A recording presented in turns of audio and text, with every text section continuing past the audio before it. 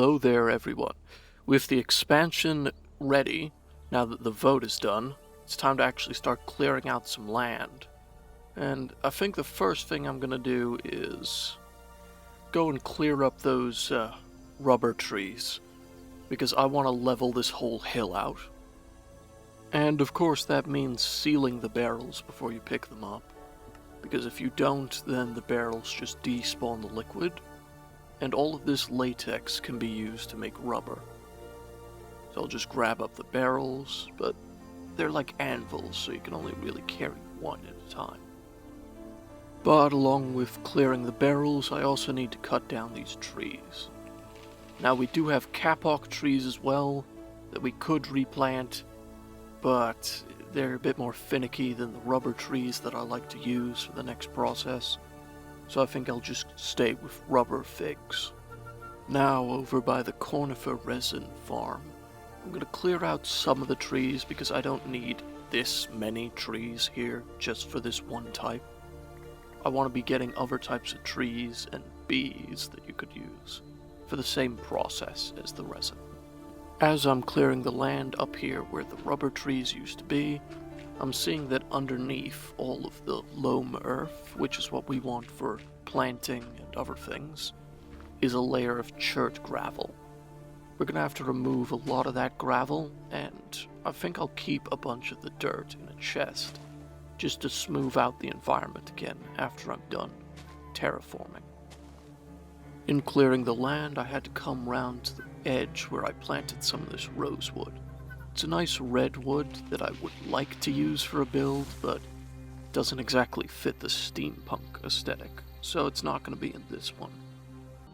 Alright, back into the mining. It's been a couple of hours and now I've broken both of my wrought iron tools, but I have made a decent amount of progress.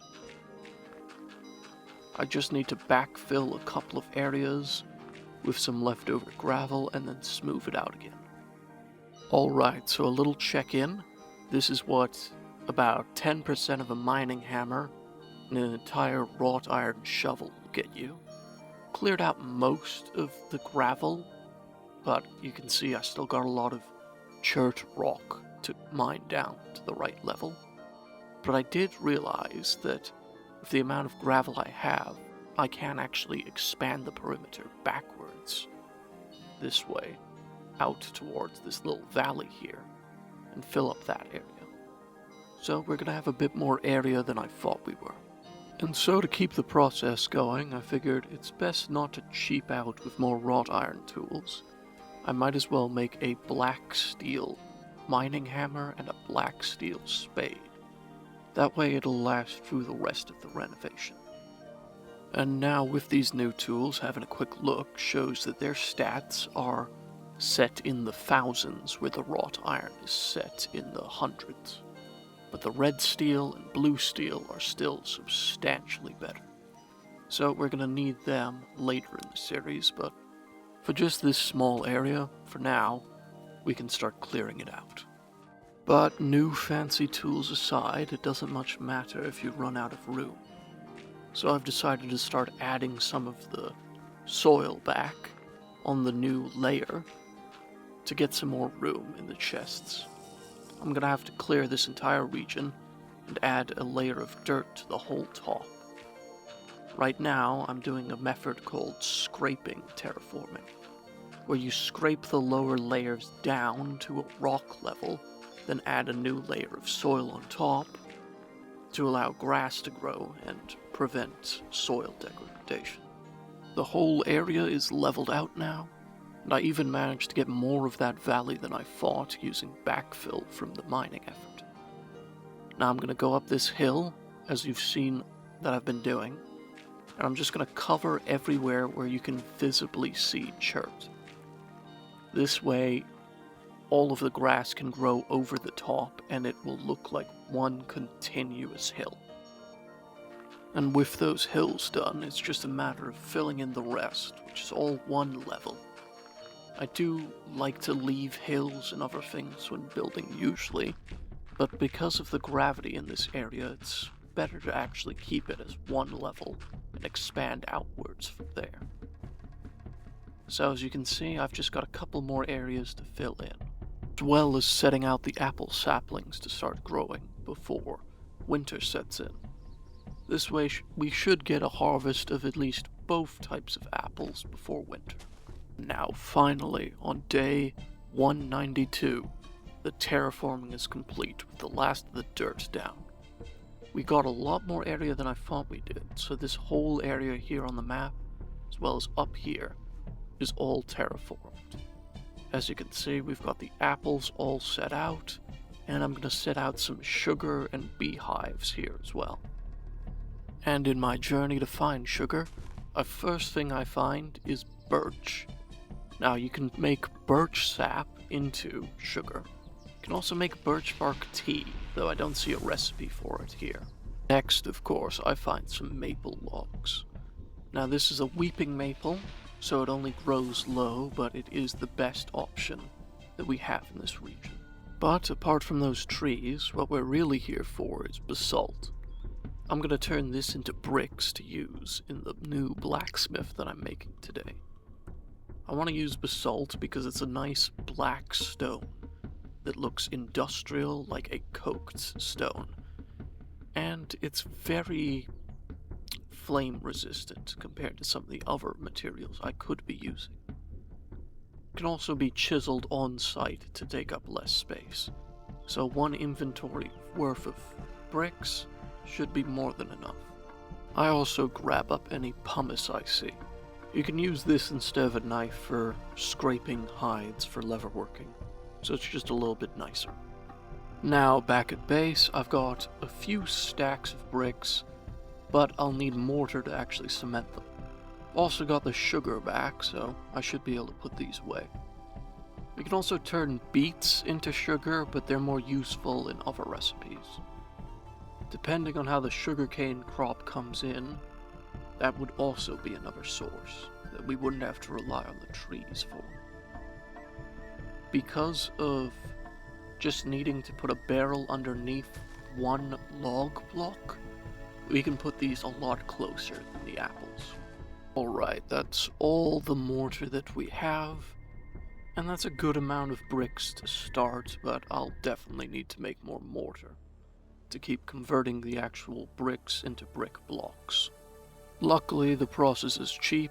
It's just flux or lime and sand, and I'll just work on some other projects while I wait for that to finish. Other projects like roads. I'm tired of getting slowed down in the winter, and this should help speed me up again.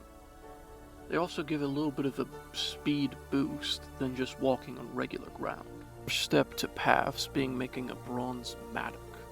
This will allow us to tamp down the ground and actually make the paths. And I might as well make a bronze chisel, as my other one's about to break. And so, with my new tools, I can start making a path. This one's going to be from the lower area out to the middle towards the existing structures. I'll remove the path and adjust it as we start working on the dam, but that won't be for a while. Just put some gravel on top of this and call it a day, as that does give you a 10% boost. But if you make base course with a rock gravel blend like this, and then put another layer on top of it, it gives you a 30% boost instead, for just one extra step. And so I go out grabbing some gravel and chert stones, as it all converts to the same base course in the end, before ending up back at the basalt mines, as I want the cobblestone paths instead of the brick paths, so I just need some raw basalt rocks. Back at the base, trying out the new speed boost, it's immediately noticeable. I'm gonna start putting these paths everywhere around the base. Just walking on normal dirt feels so much slower now. I managed to bring the path all the way out to the fruit trees before running out of the basalt, but just look how much faster the path is. But as much as I'd like to keep working on infrastructure, I've got to get these beehives set up before winter comes and destroys all of the flowers. Bees don't naturally spawn in this world. You have to spawn them in with flowers in these beehive boxes. So I'm gonna need some frames and some flowers to actually start up the process. You want to fill up each beehive with all 4 frames, just so you get the highest chance to actually get new bees. The handbook doesn't say whether the type of flower affects the type of bees, so I keep most as milkweed and put a couple of daisies just on the end. The next morning's a bit rainy, but I can't let that slow us down. I'm starting work on the new blacksmith. This one's going to be about 3 times as large, with one corner being specifically for just glass working. And I'm going to leave the corners of these buildings with a gap there, as I want to use some copper trim to line it up with the steampunk type aesthetic. I make sure to leave some areas for windows. To have this area as a inside area with the mechanics, I'll need to put something in the window spaces.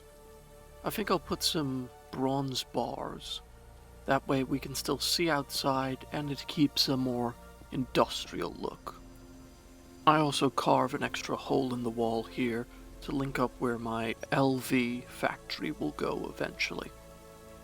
I also put up a chimney in the corner where I'm gonna have the forge, instead of just having an open hole in the roof. As well as placing down half of the roof in full blocks. I can use the chisel to cut the bottoms off of this, and then place the other halves on the other half of the roof. Now that the roof is done, I start working on connecting a pathway all the way up to the new smithing station. I also dig out the dirt, leaving extra space for the forge as well. Now I could just make a basalt floor, but I want something a little bit more classy than that. I want a nice marble floor. And luckily, I know exactly where to get it, from the earliest points of the series, in that water cave. And so down here in the unstable water caves, by just chiseling the marble, you make it immune to gravity. So you could mine without the support beams, but it wouldn't be advisable. Now, as I'm putting the new marble floor in, some of you might be asking, why bothering for marble? I mean, there's chalk on the mountain that looks almost the same, and is much easier to get. And even then, there's quartz that you could reclaim from other buildings. Well, it's because I've already played through this mod pack once, and in that one I lawn-based for the most of it.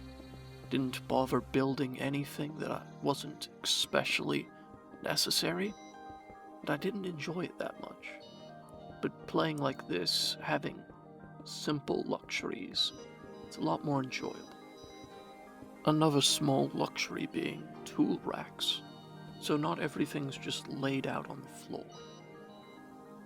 And I light up the forge here in the new building, even though it's not quite finished yet.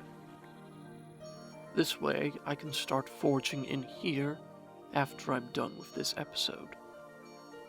Before using the old forge to produce a massive amount of copper, I'm gonna use all of the copper I mined last episode, plus a good bit more, just on copper plates to start finishing off the build today.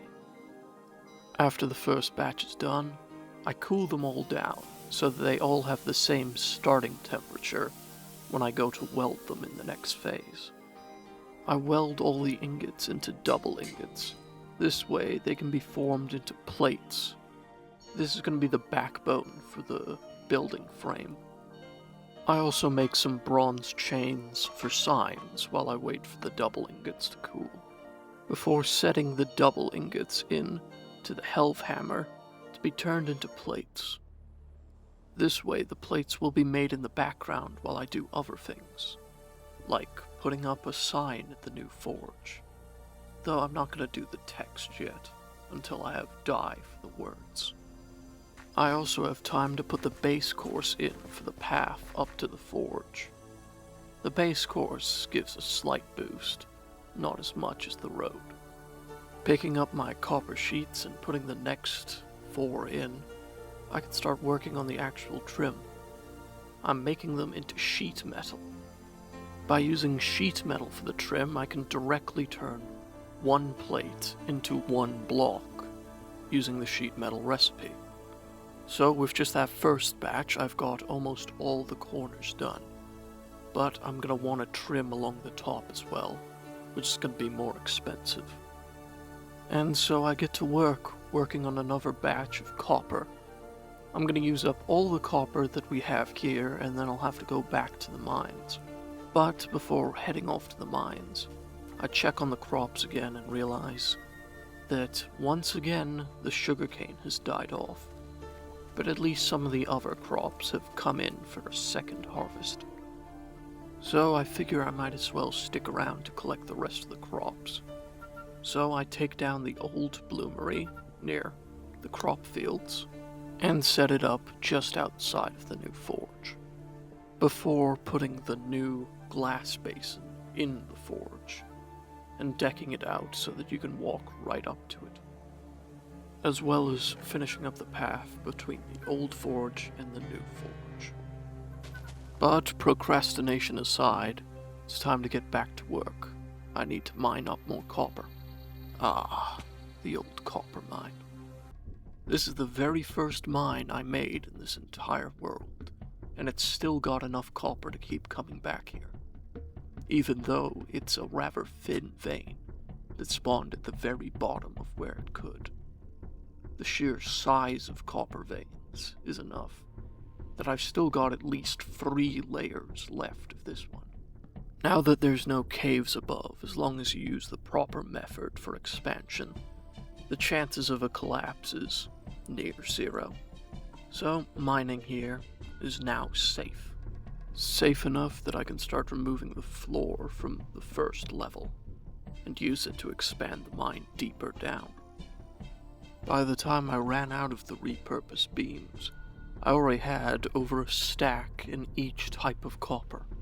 But what was important is that there was a stack of normal that converts 1-to-1, as well as a stack of rich that will convert 1-to-2 copper powder. I can get almost 3 stacks of copper from that mining trip, and I even managed to go as far down as a 4th level by the end. But now that I have that copper, it's time to get back to the grind.